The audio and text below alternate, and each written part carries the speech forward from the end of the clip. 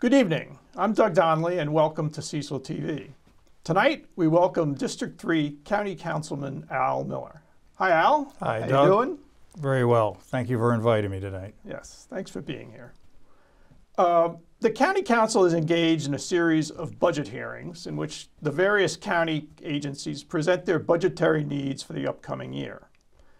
Last Tuesday's hearing was dedicated to the Cecil County Public Schools, but began with the county executive's delivery of an outline of her proposed 2024 budget, which contained some stern words about the school system's budget request.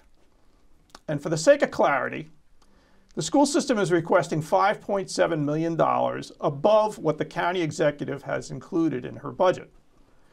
That amount, $88.5 million, adheres to the state-defined formula known as maintenance of effort. So, Al, what was your impression of what Mrs. Hornberger had to say? First of all, I was shocked that the way it was delivered. I mean, I had received over 75 emails from concerned citizens that were well written and well prepared, asking for the support of the $5.7 million over maintenance of effort, and only 2 against. And I thought, I was pretty sure that we were going to get somewhere, maybe not at the 5.7 million, but somewhere over maintenance of effort anyway. And quite frankly, I was embarrassed with a lack of respect for Dr. Lawson, the school system, and the school board. I mean, it was a little tough to watch. And I know for a fact that Dr. Lawson was handed a folder 2 minutes before the meeting started and said, "You'll know everything anyway because you're the superintendent of schools." So I was disappointed. I'm concerned that the school system needs more support, and I think that's what's best for the students in Cecil County Public Schools. Do you think that Dr. Lawson in his presentation, and generally throughout their what they've put out in the school board meetings, et cetera, do you think they've made a convincing case to justify their budget request? I think they have. I think I want to point out that in the 2021 AFRA, there was $14 million put aside for the school system for Kerwin, because we knew this was coming. More funding was going to have to come from the local, and there's going to be a lot more funding through the state. But $14 million was set aside. And at that night, at that meeting, I asked specifically, is that enough? The answer was, we don't know, but it's a start. And I accept that. So now we've taken that $14 million and put it in our reserve account.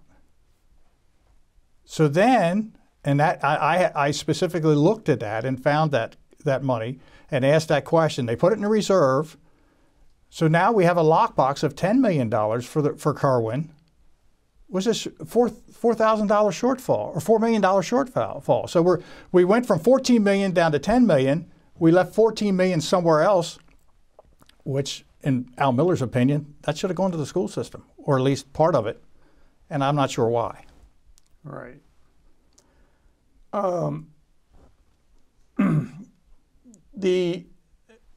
It's been stated numerous times, but the county has been running or has achieved a substantial budget surplus. Now I know some of it's earmarked already. But I believe it's an indication of I guess, financial well-being. We think but does it leave room? I mean, the budget process seems very rigid. I mean, the county council can't do a lot with the budget. You can remove things, you can reduce things, but I don't believe you can increase anything. Even if you can take something from one place and put it somewhere else. That's correct. Yeah. You can't do that. Right. I mean, at this point, what kind of options are there? I mean, even if the budget's voted down, it's still the budget. Right. That's exactly right. Right. So there are limited options, but I think the point in fact is that the school system needs the money. I mean, the maintenance of effort this year is $700,000 less than it was last year. And we know what inflation's doing. And to give you an example, if you don't know what inflation's doing, this week, the same night as we had our budget meeting, there were two bills that came in front of us. One bill was 21-2023 for $530,000 vehicle maintenance fund to carry the county through the end of June. $530,000. And then there was another bill, Resolution 17-2023 for $79,000 to cover us till July 1st for extra electricity costs. That's a total of $609,000 that we, the council, voted to support the county executive in her fund balance, out of the fund balance, to this year's funds, because we were off. And she knows inflation and what it's doing. And so it's just something that we need to get under control.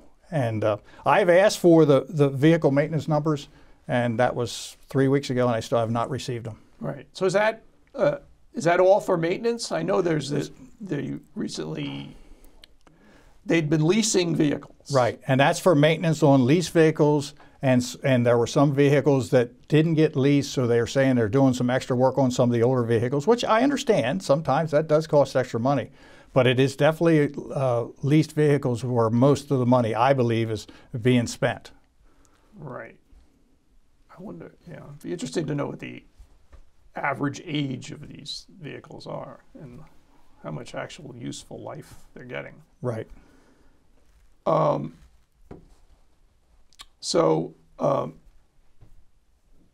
Just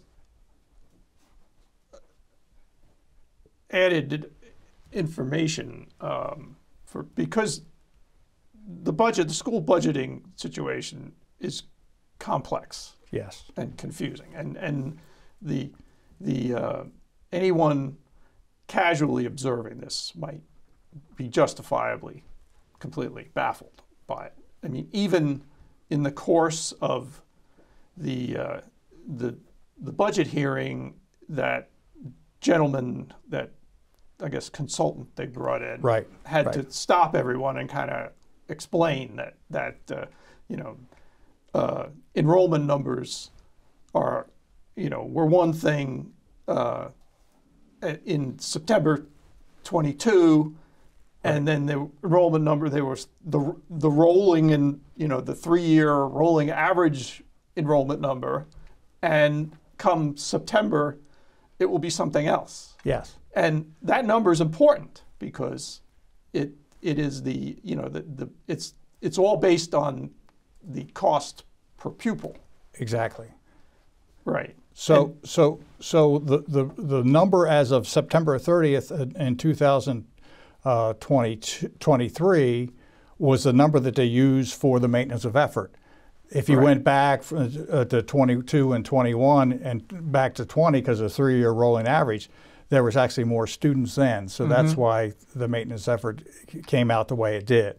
But in total, when you look at the total number of students at the end of the year, that's kindergarten through 12th grade, there was 526 students. It was up considerably. It was like 126 students up.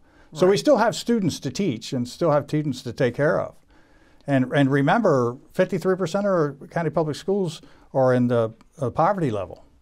And then we have a lot of, and that there's money there coming from Kerwin for that, but there's also money for the special needs children too, and there's plenty of those. Right, and that is also a number that seems to be growing. And according to the Maryland report card, the incoming the students that are arriving in pre-K have considerable needs. Yes. In fact, it was stated in the public hearing, there are 4-year-olds arriving that are still in diapers. Yes. And, so that, imagine the manpower that's required. My final question is this. Ms. Hornberger has had a lot to say about maintaining conservative fiscal policies so that the county is prepared for the future. Aren't our kids our county's future? They sure are. That's that's very important. And unfortunately, we sold our bonds. We didn't pay any debt off. We sold our capital bonds, and we stretched everything out over 30 years. To me, that was a mistake. We should have paid off some of the higher interest bonds, and that would have been a fiscal responsibility. But that basically puts all the onus on my grandchildren to pay for this debt. And I think we need to make sure we're educating our kids properly. As Ben Carson said, the one time I heard him in Washington, D.C., he said it's easier to educate and cheaper to educate than it is to incarcerate children or youth. So we need to work together to continue to promote public education in Cecil County. All our kids are raised in Cecil County Public Schools. They all went to college. They all have jobs, and Cecil County Public Schools has been good to our family. Okay. Well, District 3 County Councilman Al Miller, thank you for being here. Thank you, Doug. We appreciate it. Right. Thank you for your time. We'll see you again. Thank you.